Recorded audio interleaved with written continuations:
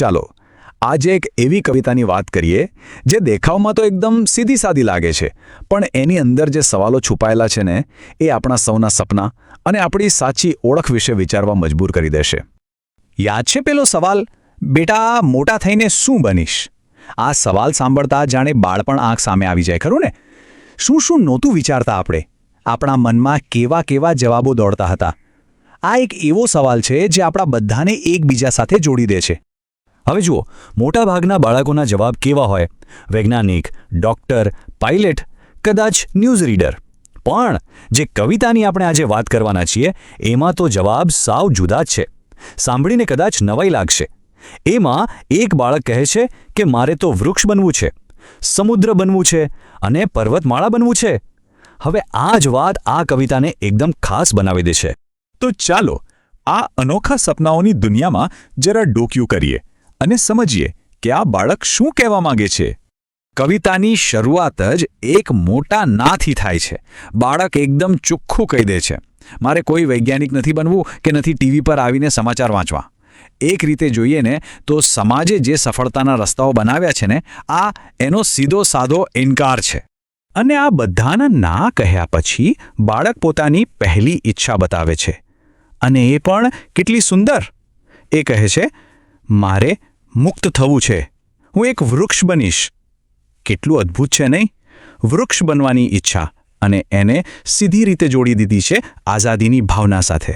પણ વાત અહીં અટકતી નથી. બાળકનું બીજું સપનું તો એનાથી પણ વિશાળ છે. એને સમુદ્ર બનવું છે, એવો સમુદ્ર જે મોટી મોટી વેલ માછલીઓનું ઘર બની શકે. આ એની કલ્પનાની વિશાળતા બતાવે છે.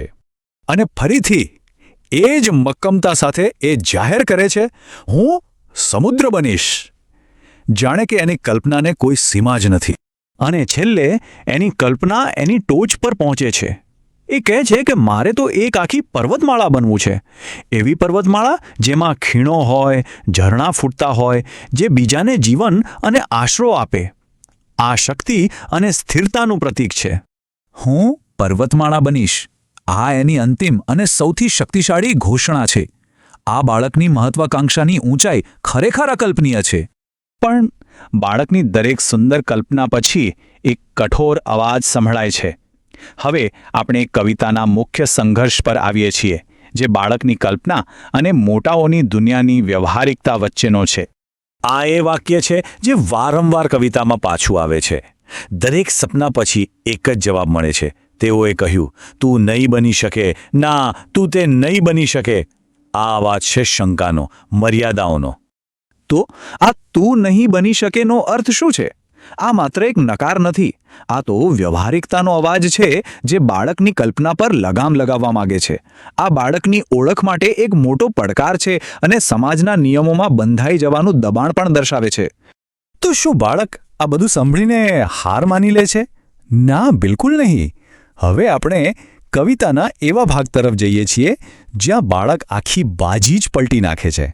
વારંવાર નકાર સાંભળ્યા પછી બાળક હાર માનવાને બદલે એક સીધો સવાલ પૂછે છે, અને એ પણ કેવો તીક્ષ્ણ. મેં તેમને પૂછ્યું, તમે મને શું સમજો છો? આ કવિતાનો ટર્નિંગ પોઈન્ટ છે. અને મોટા લોકોનો જવાબ એકદમ સરળ, ફક્ત એક બાળક. તેઓએ કહ્યું, એ લોકો બાળકને ફક્ત એક બાળક તરીકે જ જુએ છે, એની અંદર છુપાયેલી અનંત શક્યતાઓને નહીં. અને અહીં આવે છે કવિતાનો સૌથી દમદાર જવાબ. બાળક કહે છે, અને બાળકો હંમેશા બની જાય છે ઓછામાં ઓછી એક વસ્તુ જે આપણે તેમને બનતા જવા માંગીએ છીએ. આ પંક્તિઓ બનવાનો આખો અર્થ જ બદલી નાખે છે. આ કવિતાનો આખો સાર આ રૂપકાત્મક મહત્વાકાંક્ષાના વિચારમાં છે. મતલબ બાળકને ખરેખર ઝાડ કે પર્વત નથી બનવું. એને તો વૃક્ષ જેવી મજબૂતી અને મુક્તિ જોઈએ છે, સમુદ્ર જેવી વિશાળતા અને ગહનતા જોઈએ છે, અને પર્વત જેવી અડગતા જોઈએ છે. વાત આ ગુણોને જીવનમાં ઉતારવાની છે. તો આ કવિતા આપણને શું શીખવે છે? પહેલી વાત, કલ્પના કરવી એ પણ એક પ્રકારની મહત્વાકાંક્ષા જ છે. બીજી, આપણી ઓળખ કોઈ નોકરી કે પદવી કરતાં ઘણી મોટી હોય છે. બાળકો પોતાની ક્ષમતાને એવી રીતે સાબિત કરી શકે છે જેની આપણે કલ્પના પણ ન કરી હોય. અને સૌથી અગત્યનું, આ કવિતા આપણને શીખવે છે કે બહારના દબાણો સામે આપણી અંદરની દુનિયાને જીવંત રાખવી કેટલી જરૂરી છે. અને જતાં જતાં એક સવાલ આપણી જાતને પૂછવા જેવો છે. આપણા સૌની અંદર એવું કયું વૃક્ષ કે સમુદ્ર હતું જેને બનવા માટે ક્યારેક સાંભળવા મળ્યું કે ના તું તે નહીં બની શકે? આ વિચાર સાથે આજની વાત અહીં પૂરી કરીએ.